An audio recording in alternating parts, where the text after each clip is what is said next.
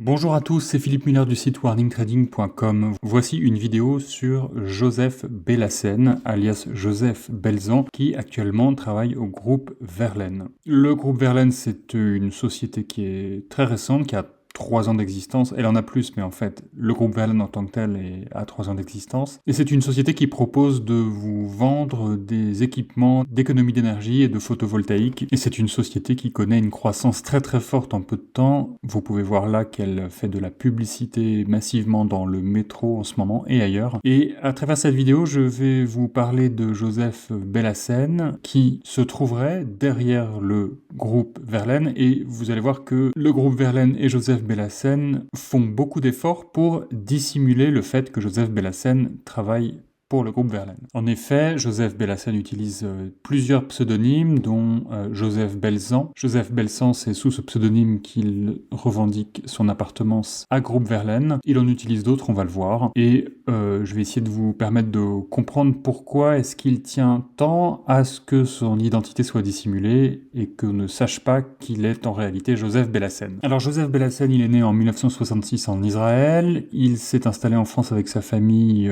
une dizaine d'années plus tard, et il a quitté l'école très tôt, il a fait beaucoup de boulots différents. On le retrouve en 1995 gérant d'une boutique de prêt-à-porter dans un centre commercial de la banlieue parisienne. Et en 1995, c'est l'année où il s'en va, il s'envole pour Israël et commence une phase sur laquelle on a assez peu d'informations, mais il aurait eu une phase mystique et il se serait intéressé à la Kabbale, au bouddhisme, à des choses comme ça. Il aurait construit un spa en haut d'une montagne en Thaïlande, mais bon, ça on n'a pas pu le vérifier. Mais en tout cas, à partir de 2007, il va se lancer dans une carrière d'artiste. Un artiste d'un type un peu particulier, on le rattache au courant néo-pop, c'est-à-dire qu'il va prendre des figures de l'art populaire, genre Mickey ou la Panthère Rose, ou bien des slogans, et il va les décliner dans des matières très modernes, très contemporaines, un peu comme Jeff Koons, comme Richard Orlinski, des gens comme ça. Et c'est grâce à cette phase-là qu'on en sait un peu plus sur lui, parce que à ce moment-là, à partir de 2007 et jusqu'à 2010, il va donner pas mal d'interviews et parler de lui. Alors à notre avis, il y a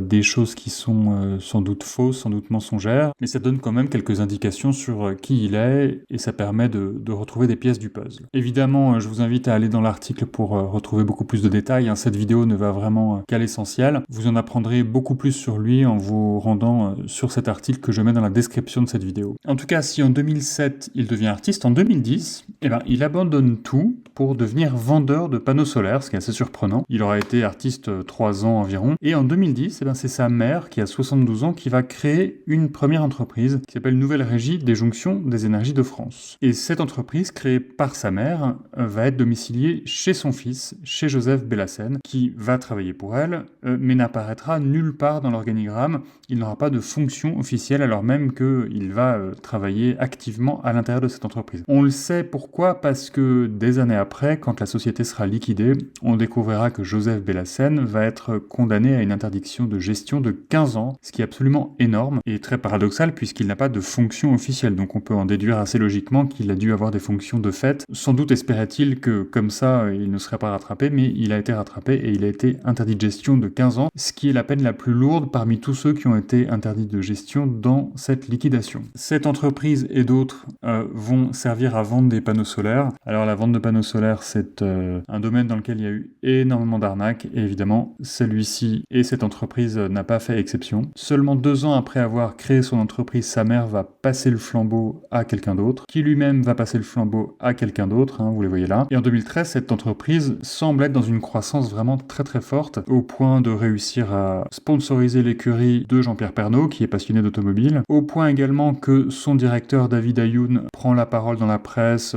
pour appeler le gouvernement à prendre certaines actions, au point même d'espérer créer une espèce de lobby qui en fait va surtout servir à menacer les gens qui se permettent de critiquer cette entreprise, au point carrément de devenir une multinationale, puisque la société va créer une entreprise au Luxembourg qui s'appelle Monteverde Energy Group, sur laquelle on sait peu de choses, si ce n'est qu'elle va créer en France une joint venture avec la société créée par Joseph Bellassène pour créer une SCI, une société civile immobilière, pour un projet immobilier du côté de Deauville.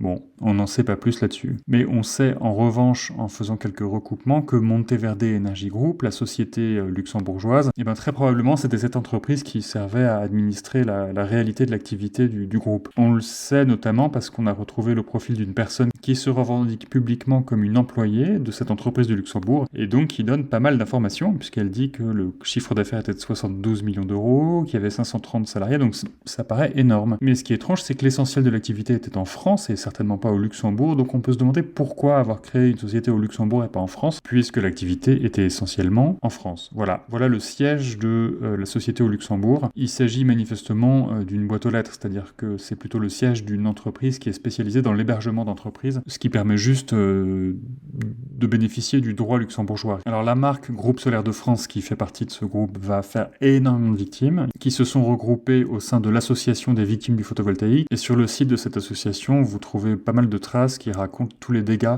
qui ont été faites par cette entreprise. En 2014, Groupe Solaire de France est effondré. Joseph Bellassène doit trouver du travail et il va se tourner vers l'arnaque au diamant. Il y en a eu pas mal à ce moment-là, on a écrit quelques articles à ce sujet-là, et il y a eu notamment un certain Samuel Baron, qu'on voit là sur le plateau de BFM TV, et qui a monté une arnaque qui s'appelle Diamantin, et il a été suivi par Joseph Bellassène qui a créé Tradition Diamant. On a été en contact avec une victime, justement, qui a été emmenée par Joseph Bellassène en Israël pour lui inspirer confiance et lui faire visiter la fameuse bourse au diamant qui est à Ramat Gan. Et justement, à cette époque-là, quand nous avions publié un article sur cette affaire, nous avions été contactés par un certain Joseph Bell, qui était en fait Joseph Bellassène, et qui se plaignait de notre article en disant qu'il était mensonger. Alors depuis, Joseph Bellassène, ex-Joseph Bell, est devenu Joseph Belzan, et il est retourné dans la vente de panneaux solaires. Il a une fiche LinkedIn, mais alors, qui commence qu'en 2017. Il ne raconte pas ce qu'il a fait auparavant, même si nous venons de vous le raconter. Et depuis 2017, il est retourné dans l'industrie du panneau solaire et du photovoltaïque, et il vend des équipements solaires et photovoltaïques. Et depuis 2021, donc, il est à l'intérieur du groupe Verlaine. Le groupe Verlaine qui se présente comme une entreprise familiale, et effectivement, c'est une entreprise familiale. Nous savons que la femme de Joseph Bellassène a dirigé cette entreprise, et qu'il y a des gens qui, effectivement, sont de la même famille dans cette entreprise. Officiellement, Joseph Bellassène est référent technique. C'est sa fonction officielle, et d'ailleurs, Groupe Verlaine a fini par répondre à nos demandes d'interview pour nous indiquer, je cite, que M. Bellassène est effectivement employé au sein de cette entreprise depuis 3 années, mais qu'il est uniquement référent technique de communication et qu'il n'a pas de poste à caractère stratégique ou décisionnel. Le problème, c'est que un certain nombre de témoignages indiquent que Joseph Bellassène est plus que ça. Il y a cet article qui indique que la personne qui semble diriger opérationnellement l'entreprise s'appelle JB, et JB, c'est manifestement Joseph Bellassène. Il y a plusieurs témoignages anonymes que nous avons recueillis et vérifiés, 2 personnes qui affirment que Joseph Bellassène est le vrai dirigeant, et puis il y a un certain nombre de témoignages de clients qui raconte que Joseph Belzan s'est lui-même présenté comme directeur et fondateur du groupe Verlaine. Donc, compte tenu de ce qui précède, compte tenu des condamnations passées de Joseph Bellassène, on comprend qu'il n'ait pas forcément envie que son vrai nom soit associé à Groupe Verlaine. Et l'enjeu est d'autant plus important que Groupe Verlaine, c'est une entreprise qui est en croissance très très forte, qui a noué énormément de partenariats en France, qui a acheté de la publicité dans le métro, on l'a déjà dit, mais aussi à la télé sur BFM. Donc évidemment, Groupe Verlaine ne veut pas rappeler de mauvais souvenirs à des clients du photovoltaïque et des panneaux solaires. Et Groupe Verlaine fait extrêmement attention à son image et notamment à sa réputation sur Internet. Alors je vous renvoie à l'article que j'ai écrit dans lequel nous analysons la note Trustpilot du groupe Verlaine et vous verrez qu'il y a quand même pas mal de choses qui clochent et qui indiquent que cette note n'est pas sincère. Nous l'avons comparée à celle de son principal concurrent et c'est assez révélateur. Groupe Verlaine fait d'ailleurs tellement attention à son image qu'elle a décidé d'attaquer une plateforme de réclamation qui s'appelle Réclame Ici, parce que Réclame Ici publiait des avis négatifs sur Groupe Verlaine, ça ne lui a pas plu du tout, et Groupe Verlaine lui réclame 58 000 €. J'espère que cet article vous plaira et que cette vidéo vous sera utile. N'hésitez pas à commenter, à faire part de votre expérience avec Groupe Verlaine dans les commentaires, sous l'article ou sous la vidéo. N'hésitez pas à prendre contact avec nous également. Et donc si tout cela vous a été utile, n'hésitez pas à partager cet article et à liker cette vidéo.